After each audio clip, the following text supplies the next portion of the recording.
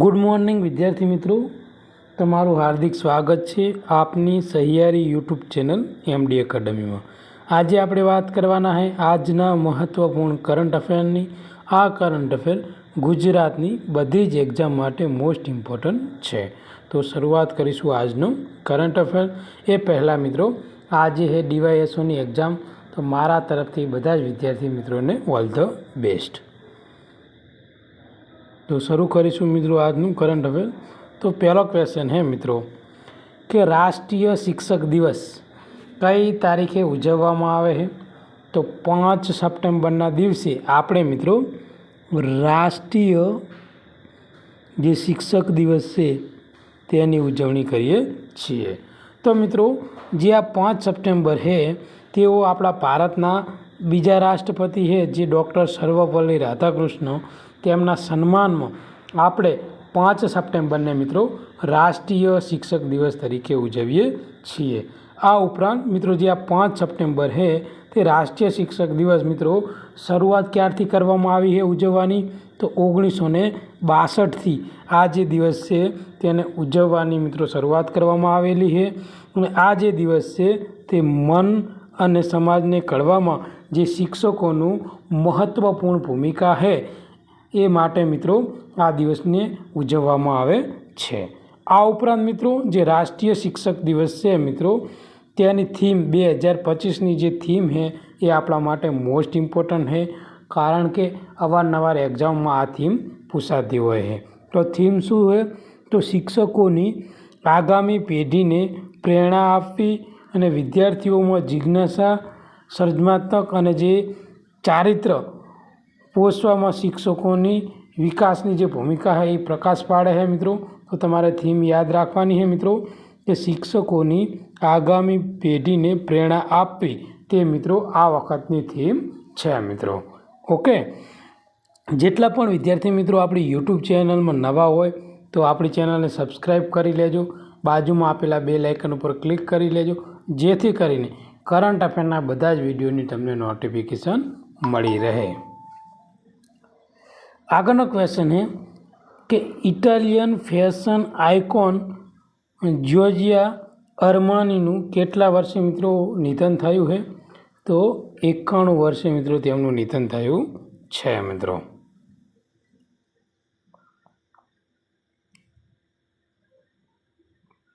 तो मित्रों जे Armani group द्वारा पुष्टि करवामां आवी है कि सुप्रसिद्ध जे इटालियन फैशन डिजाइनर जे जॉर्जिया अरमानीनु 91 वर्षे मित्रों निधन थयुं है।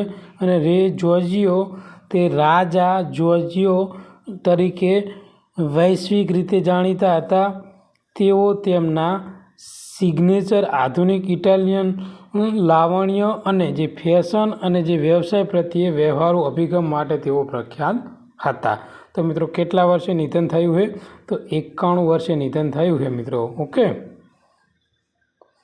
आगळनो क्वेश्चन है मित्रों कि कोणे 25 वर्ष व्यावसायिक क्रिकेट में रह्या बाद निवृत्ति लीधी है?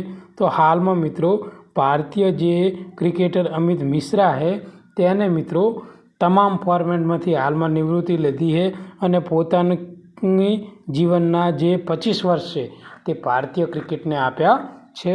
जोईशुं मित्रों तेनी डिटेल।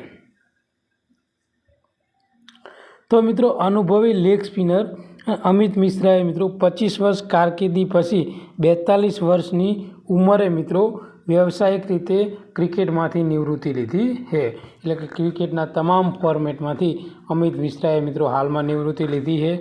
अने अमित मिश्राए मित्रों IPL में 3 हेट्रिक साथ एक उत्कृष्ट खिलाड़ी अने जे लखनऊ सुपर जायंट आ उपरांत डेक्कन चार्जर्स, दिल्ली डेविलियर्स अने सनराइजर्स हैदराबाद जेवी टीमों तेओ पोते रमेला छे।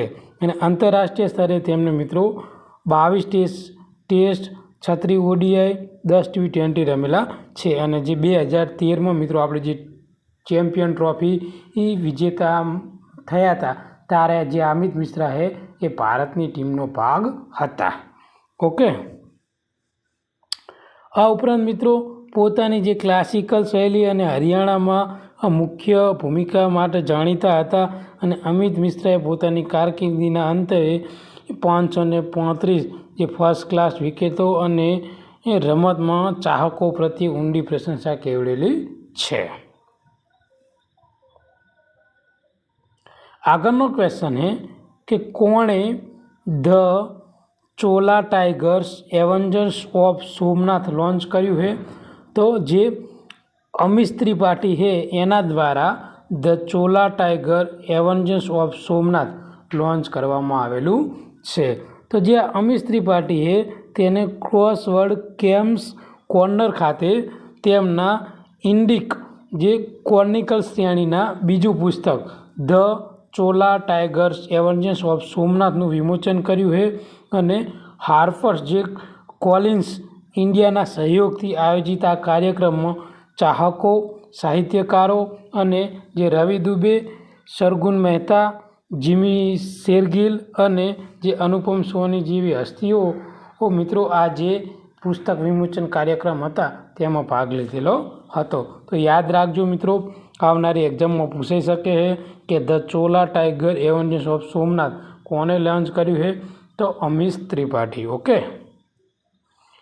આગળનો ક્વેશ્ચન છે કે કોને પ્રોત્સાહન આપવા માટે જે DPIIT અને જે ICICI બેંકે મિત્રો હાથ મિલાવ્યો છે અથવા તો કે MOU કર્યા છે?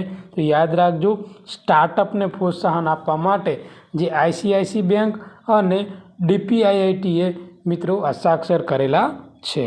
તો જોઈશું ડિટેલમાં મિત્રો। તો DPIIT એટલે કે department four promotion of industrial and international trade અને જે ICICI બેંક છે એ સમગ્ર ભારતમાં જે DPIIT માન્યતા પ્રાપ્ત જે સ્ટાર્ટઅપને ટેકો આપવા અથવા કે સ્ટાર્ટઅપને પ્રોત્સાહન આપવા માટે એક MOU પર હસ્તાક્ષર કર્યા છે અને આ ભાગીદારી જે સ્ટાર્ટઅપ ઇન્ડિયા પોર્ટલ પર સ્ટાર્ટઅપ એગ્રીમેન્ટનો પ્રોગ્રામ શરૂ કરશે અને જે સ્ટાર્ટઅપને ICICI બેંકની એક્સિલેટર સુવિધા, માર્ગદર્શન અને બેંકના એકમો સાથે જે પાયલટ પ્રોજેક્ટ છે એ માટે પ્રદાન કરવા માટે તક આપવાની છે મિત્રો। આગળનો ક્વેશ્ચન છે મિત્રો કે જે પિયુષ ગોયલ છે એ કયા સચિવ તરીકે પોતાનો કાર્યભાર સંભાળવાના છે? તો ખાણ સચિવ તરીકે મિત્રો જે પિયુષ ગોયલ છે એ મિત્રો પોતાનો કાર્યભાર સંભાળવાના છે અને આ જે પિયુષ ગોયલ છે મિત્રો તે નાગાલેન્ડના મિત્રો 1994 બેન્ચના IAS અધિકારી છે અને આ પિયુષ ગોયલ 4 સપ્ટેમ્બર 2025થી જે ખાણ સચિવ એટલે ખાણ મંત્રાલય છે એના સચિવ તરીકે પોતાનો કાર્યભાર સંભાળવાના છે અને તેઓ VL કાથારાવનું મિત્રો સ્થાન લેવાના છે। તો કોનું સ્થાન લેવાના છે? VL કાથારાવનું સ્થાન લેવાના છે। આ ઉપરાંત તેમની મિત્રો નિમણૂક છે એ ખાણ ક્ષેત્રમાં ડિજિટલાઇઝેશન, સંસાધન નિયમન અને આંતર એજન્સી સંકલન પર ધ્યાન કેન્દ્રિત કરવાનો મુખ્ય સંકેત છે અને તેઓ મિત્રો સ્વચ્છ ઉર્જા, ઇલેક્ટ્રોનિક્સ વાહન અને સેમિકન્ડક્ટર ઉત્પાદનોમાં ભારતના લક્ષ્યો માટે મહત્ત્વપૂર્ણ છે મિત્રો। ઓકે, તો પિયુષ ગોયલ મિત્રો જે આપણું ખાણ મંત્રાલય છે તેના ખાણ સચિવ તરીકે પોતાનો કાર્યભાર સંભાળશે। ઓકે, આગળનો ક્વેશ્ચન છે કે મિત્રો જે આનંદ વી પાટીલે બેંગ્લોરમાં કયો એવોર્ડ મળશે? તો મિત્રો જે આનંદ વી પાટીલ છે તેને VK ગોકર એવોર્ડ મિત્રો મળવાનો છે। કઈ જગ્યા ઉપર? બેંગ્લોરમાં મિત્રો તેમને આ એવોર્ડ મળવાનો છે। તો આ ક્વેશ્ચનને મિત્રો આપણે ડિટેલમાં જોઈશું। ઓકે, તો કેન્દ્ર સાહિત્ય એકાદમી તરફથી મિત્રો બાલ સાહિત્ય પુરસ્કાર પ્રાપ્ત કરનાર આનંદ વી પાટીલ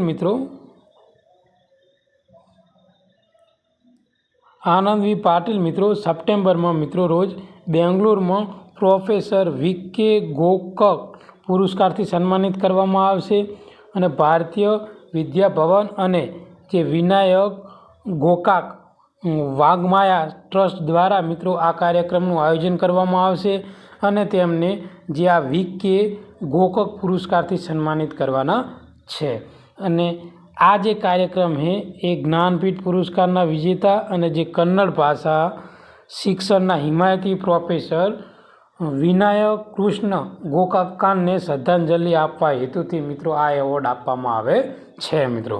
તો યાદ રાખજો કોને આપવાનો હોય અને કઈ જગ્યાએ આપવાનો હોય. તો મિત્રો આ પુરસ્કાર મળશે આનંદ વી પાટીલને અને મિત્રો 7 સપ્ટેમ્બરે બેંગ્લોરમાં મળવાનો છે. ઓકે,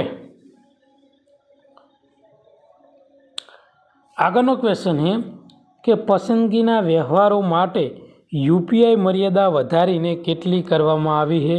તો મિત્રો 10 લાખની મર્યાદા કરવામાં આવી છે. પહેલાં કેટલા લાખની હતી? તો 5 લાખની મર્યાદા હતી, હવે વધારીને 10 લાખની કરી છે મિત્રો.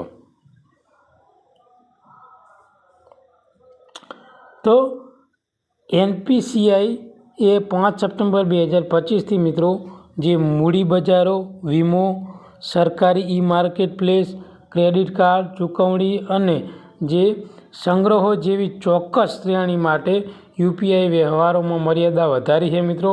કેટલી કરેલી છે? 10 લાખની કરેલી છે. આ ક્ષેત્રોમાં ચોકસાયેલા વેપારીઓ માટે નવી જે પ્રતિ વ્યવહાર મર્યાદા પહેલાં કેટલી હતી મિત્રો? 5 લાખની હતી 24 કલાકમાં. હવે કેટલી કરવામાં આવી છે? 10 લાખની આ મર્યાદા કરવામાં આવેલી છે મિત્રો. તો યાદ રાખજો, મોસ્ટ ઇમ્પોર્ટન્ટ ક્વેશ્ચન છે મિત્રો. આગળનો ક્વેશ્ચન છે કે કોણે ઓગસ્ટ 2025માં 221 કરોડના આધાર પ્રમાણીકરણનો રેકોર્ડ બન્યો છે? તો યુડીઆઈએ મિત્રો આ રેકોર્ડ બનાવેલો છે.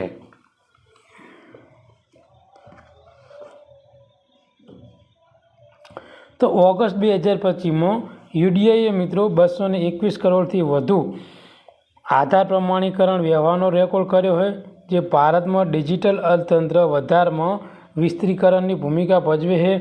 આ ઉપરાંત નોંધપાત્ર રીતે 8.6 કરોડ જે ફેસ ઓથેન્ટિકેશન વ્યવહારો એઆઈ આધારિત ફેસ રેકગ્નિશન ટેકનોલોજીનો ઉપયોગ કરીને પૂર્ણ કરેલા છે મિત્રો. તો 221 કરોડનો રેકોર્ડ કોને કર્યો છે હાલમાં? તો યુડીઆઈએ. ઓકે, આગળનો ક્વેશ્ચન છે કે ભારત સાથે કોણે સંરક્ષણ અને વેપાર સંબંધોને વધુ ગાઢ બનાવશે? તો મિત્રો સિંગાપોર.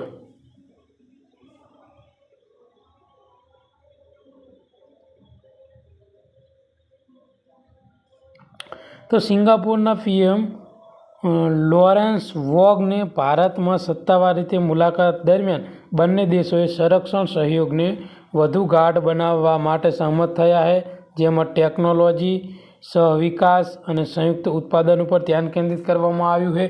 જો કે કોઈ નિશ્ચિત કરારનો અંતિમ સ્વરૂપ આપવામાં આવ્યું નથી. ઓકે, અને નેતાઓ દ્વિપક્ષીય વેપાર ઉપર પણ ચર્ચા કરી હતી, જેમાં વધતી જતી વેપાર કાદ અંગે ભારતની જે ચિંતાના કારણે આસિયાન ભારત વેપાર માર્ગ કરારની સમીક્ષા ઉપર ચર્ચા કરવામાં આવી હતી.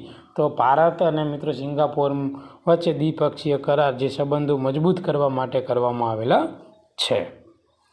આગળનો ક્વેશ્ચન મિત્રો મોસ્ટ ઇમ્પોર્ટન્ટ છે, આવનારી કોઈ બી એક્ઝામમાં પૂછાઈ શકે છે કે કયા રાજ્યમાં ભારતનું પ્રથમ જે ગીધ જ્ઞાન પોર્ટલ શરૂ થશે? તો મિત્રો આસામમાં ભારતનું પ્રથમ જે ગીધ જ્ઞાન પોર્ટલ છે એ શરૂ થવાનું છે. તો ભારતે આંતરરાષ્ટ્રીય જે ગીધ જાગૃતિ દિવસ કઈ તારીખે હતો?